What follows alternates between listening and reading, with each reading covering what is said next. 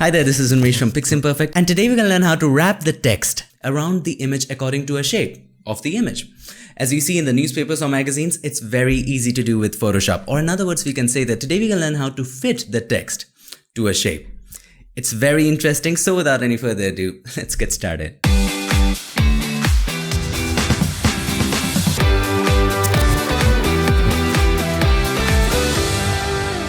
So here we are in Photoshop, and if you want to go ahead and download this photo and follow along, check the links in the description. So I've done nothing much. I've just written a headline, and this headline has nothing to do with the image. I just wrote random something. Let's zoom in and let's have a look at something that I've done. I have tweaked the text by just adding a simple mask to it. I've put the red behind her head. Have a look at it. So without the mask, the R comes in front of her head.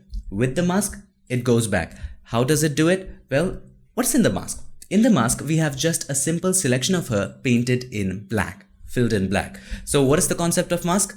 Black conceals, white reveals. So since she is painted in black, have a look. This area of the R is hidden. It's actually not behind it, it's actually hidden. And that's why it looks as if it's behind it. So without the mask, with the mask, very simple thing, you can do that as well. Now coming to the point, coming to the shape thing, how to do that. First of all, we need to make the margins. So make sure your ruler is active. If it's not, press Ctrl or Command R. So if you press that again, it takes it away, takes the ruler away. If you press that again, Ctrl or Command R, it brings it back. So create the margins. From the ruler, click and drag and create the margins other than the shape side. So we're going to have the shape on this side, right? So let's create the margin of the other three sides. So the top will begin right here, probably. This will end here, and at the bottom, we're going to have probably till here. That's good. Now, what's the first thing that you think we need to do? Remember, we need to fit the text to a shape. So the first obvious thing that we need to do is to create a shape. So how do we do that? Let's choose the pen tool, and we're going to use the pen tool to do that. So press P for the pen tool, or just go ahead and select pen tool from right here, the regular pen tool, not the curvature one, the regular pen tool. Okay, so first point that you're going to create is not the shape. First point that I want you to create, which I prefer, you can do whatever you want, but this is something I prefer. Start from the other sides. So I'm going to go ahead and click right in here and hold the shift key. And when you hold the shift key and click anywhere, even with an angle, it always draws a straight line. So we're going to click here, and even if you move by a pixel or two, it's not going to be a problem. So I'm purposely doing this. So if I'm clicking here by holding the shift key, it's still drawing a straight line, which is great, right? That's the advantage. So once you click a point over here, zoom in, hold the shift key and click another point right over here. Another point by holding the shift key right over here, and maintain the gap over here.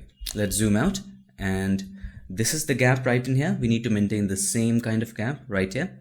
Okay. How do we do that? Very simple. Learn the pen tool. And by the way, I have a complete guide to learning the pen tool and mastering it in 30 minutes. Go ahead and watch this video right over there. That's a must watch if you have never used pen tool before. And that will take you through all the things that you need to know about the pen tool. So I highly recommend that you watch this video. Okay, so I'll just take you through the most common things that you need to know for this tutorial about the pen tool. So once you have reached that point, all you have to do, just go around it by leaving some space through an image, just as you see in the magazines. So I'm going to go ahead and click somewhere here like that. Click and drag. Okay. And anytime you want to make a turn and you don't want this handles, hold the Alt or Option and click on it. It breaks the handle and then it creates a corner. So we don't want to create that right now. So click and drag. And if you want to adjust something, that's one of the greatest assets of the pen tool. And that is hold the Control or Command, and just you can adjust these points, these handles, anything that you like after the fact, which is very, very interesting. So I'll just go ahead and click and drag like that. So if you accidentally deselect that, very simple, just hold the Control or Command and click on it once again. Just select that again. Okay. Now, if you select that and if you try to do something and it creates one more line, here's what to do. Go back by pressing Ctrl Alt Z, Command Option Z, and then you can simply begin from there. If it's not happening, if it's creating some other line and you want to continue from here, just click on that on the end and you will see there's a change in the icon. It's the pen tool with a square and a line. Just click on it, we'll continue with that. So that's that. If that's not continuing, just click on the end and that will continue. Okay, so like that, it's fine. We're gonna move it up a little bit, move the handle just like that, and probably move it like this and probably like that, and join it. And at the end, let's just go ahead and adjust it to our liking. So just hold the Control or Command, click on this point. Whoops, we deleted that point. So what happens is when you have the pen tool selected and you hover over a point, look at the pen tool, it turns into a pen tool with a minus. And if you click on that, that point gets deleted. So let's go back by pressing Control or Command Z, and then let's just move it. By holding the Control or Command, we are moving this. And if you want to increase the size of the handle and increase the amount of curve, just simply hold the Control or Command and drag it. It kind of makes the curve bigger. Very easy. It's all easy stuff. Okay, I want to take it a little. Okay, that looks good. Once you're satisfied with this, just simply select the text tool. Click on the T right over there and click inside it. You will see that the icon changes. See, it changes to the icon of the text tool with a circle around it, which means that if you click inside the shape, everything you write, it's going to fit to that shape. So let's click inside that. And now whatever you write, it's going to fit. Now it's completely black and that's why you cannot see it. Let's change the color to white by clicking here and let's change it to white. And let's type in anything. Let's simply paste the lorem ipsum. So if you want to test something in graphic design, you can do this. Type and paste lorem ipsum. So it kind of pastes that text which doesn't mean anything. Let's go ahead and decrease the size of it. Press Ctrl or Command A. So I'm going to go ahead and decrease the size. It's too much. 100 is too much. One of the easiest ways to decrease the size is just bring the cursor over the T. You see the cursor changes to a hand with an arrow on both sides. Just click and drag it to the left. Kind of makes it small. Okay, that looks good. And I'm going to paste that again. Hit Enter and Ctrl or Command V. And probably select them all. Control or Command C and then paste that again. Okay, all right. Now let's change the font to probably Minion Pro, regular. Okay, and let's see how that looks. That looks wonderful. And by the way, if it doesn't look this way for you, what you can do, you can double click on it. Double click on the T, it will select all of the text. Now open up the character and paragraph panels by clicking over here and just move to paragraph. We can make changes here to the text if we want to the character, and we're gonna make change in the paragraph. Make sure justified to the left is selected. So this is justified to the middle, justified to the left. If you select one of these, it's not gonna just match to the other side, but if you choose this one, it will just stretch it out. Now, if you're not a fan of this, you can select this one. It's totally upon you what you choose, but I'm just gonna show you that there is this option over here. You are the artist, you choose. So I'm gonna go ahead and choose justify last left, and that is fine. So what justify does is that it stretches the text to align with both the sides, the left and the right.